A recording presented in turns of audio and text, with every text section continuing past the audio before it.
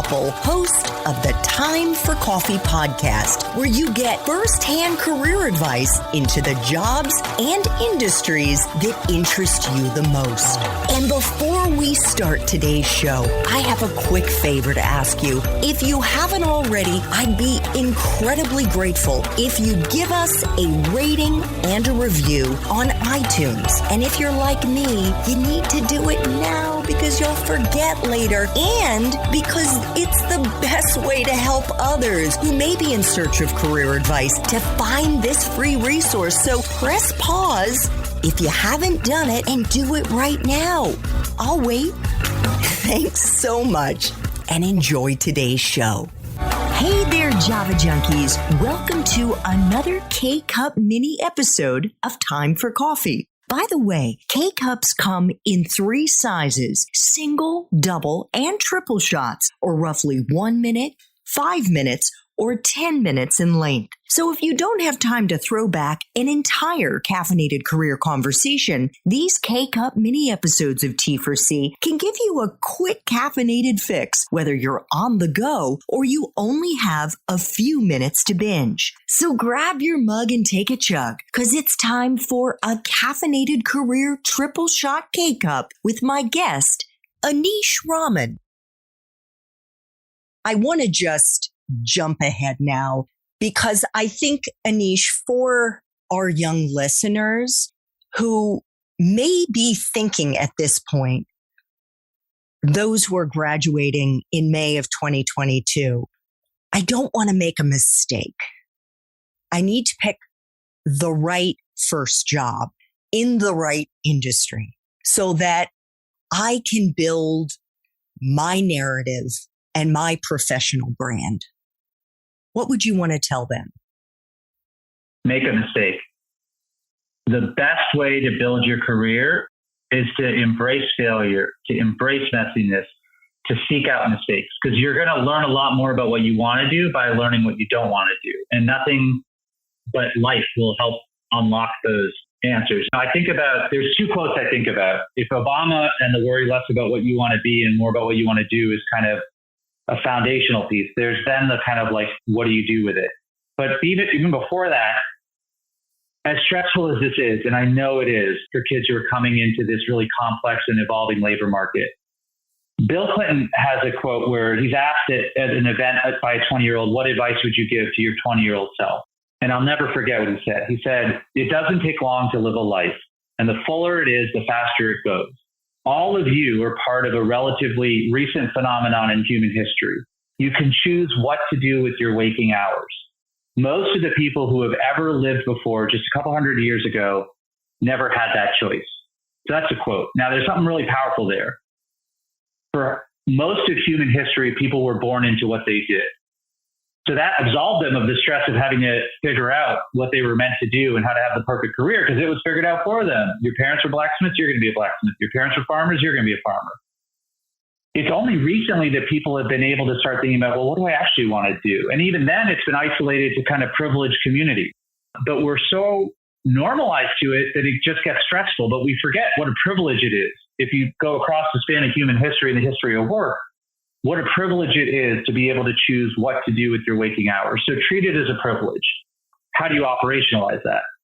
Then I go to this quote from Atul Gawande, who was asked something similar as President Clinton at a Harvard event. What advice would you have for your younger self? And he says, before the age of 40, say yes to everything. After 40, say no to everything. So that's kind of like a crass marker that you can use. And it worked for me. And so I've embraced it, maybe with some bias, because it timed out such that I was at LinkedIn right around 40. Take risks, make mistakes, fail to learn across your 20s. In your 30s, like you're starting to now, with those mistakes, with those failures, have a really better educated view about the skill set you have, the type of places you want to be at, the type of issues you want to impact. And then by the time you're getting to 40, you're starting to get more deliberate so that you can be a senior leader if you want, and that you are able to now start to build some consistency. And I will say, this has been literally true for me. A lot of what I did before 40 was say yes to stuff, because I kind of understood to the Steve Jobs point in my gut that these were dots that were going to connect, even though I didn't see how necessarily at the moment. And then after 40, like now I get incoming about job opportunities that I'm reflexively able to say no to. They don't make sense for what I'm trying to do because I know skill set is explanatory storytelling, building campaigns, issues, economic opportunity, type of organization is one with scale. There are very few places that can give me all three of those. So I say no now to the same amount of incoming that I used to say yes to because I was trying to figure out who I was and what I was trying to be. So it's stressful. I have total empathy for that and concede that, but never forget the privilege that you have as a person to consider what to do with your waking hours and practice self-grace and self-love. It is impossible to have it all figured out right now. So don't even pretend that that's what you're trying to do. Give yourself a decade to better understand what you want to do by looking for mistakes, looking for failures. If those aren't happening in your 20s, you need to put yourself in new environments because that's the decade where you're most positioned to absorb risk.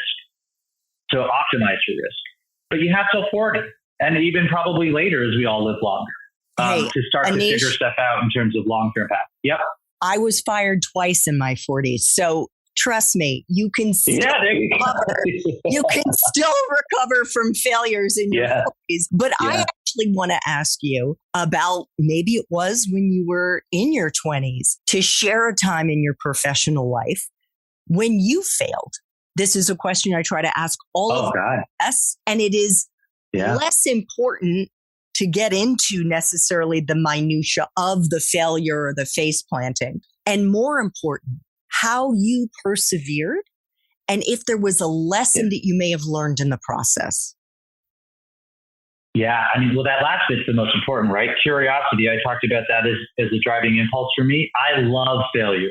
I absolutely love failure. And the reason why is because I am always able to learn a lot more from failure than from success. When you have a failure, it's easier to deconstruct it and to learn from it than when you have a success. Because when you have a success, it's harder to reverse engineer what exactly happened and why did it work the way it worked. But a failure is easier to reverse engineer. So I love failures. I have had them across all of my jobs in ways that were really instrumental in me building my jobs. I mean, I'll give you one at Treasury. I talked about that AIG testimony as an example. Well, early on, new speechwriter, new person I'm working with, Secretary Geithner is about to speak before Obama at some event around rescuing the auto industry. And like, I didn't know exactly how he wanted stuff. I didn't know exactly what the auto package was and all that. And so I thought I did a really good job of putting together some talking points. And on Sunday morning, I get an email from his personal aide out to a whole group of people, not just me, but all my bosses, saying this is not anything close to what he wants. Like, he wants to know who among you feels like this is something that is right for him to say. And I just remember, okay, I'm going back into work today. And so I still remember walking down, I lived at 7th and Penn, walking down Pennsylvania Avenue, knowing I just did something really I messed up in a big way, but not knowing anything other than to go and fix it. And in fixing it, I uncovered all these good learnings about how to get stuff to him, how he wants to talk about stuff, how to make sure it matches with what others are going to talk about, what it means when he's speaking before the president and how that bar is different. So that's like one of my favorite failures because it was one of those where it was early in speech writing and it could have been one where I just decided, I can't do this. But instead I just said, okay, let me go back at this. But I will just say failures are everything. I mean, another failure, I went too far away from comp. In the startups, I was more and more focused on growth marketing. And suddenly I was like becoming in charge of user growth that was going to be entirely dependent on growth marketing. That's a whole nother career and skill set than anything I had or wanted to be. And it was really tough conversations with the CEO of like, our growth numbers are not hitting there. Do you feel like you're equipped for it? And I didn't want to admit that I wasn't. But then at some point I finally realized, no, I'm failing at this and that's okay. I actually don't want to get better at this. This is a bridge too far from where I want my career to be. And so then I left and went to Facebook.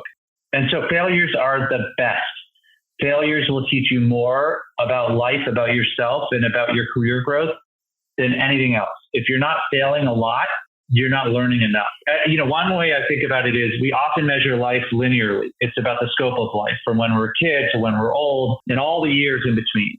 I think you should measure life as well by depth. and by the ways you are better understanding yourself, better understanding the meaning of life for you. All of these things that aren't about the passage of time, but are about the depths of understanding. And if you think of it that way, there's no better way to go deep than failure.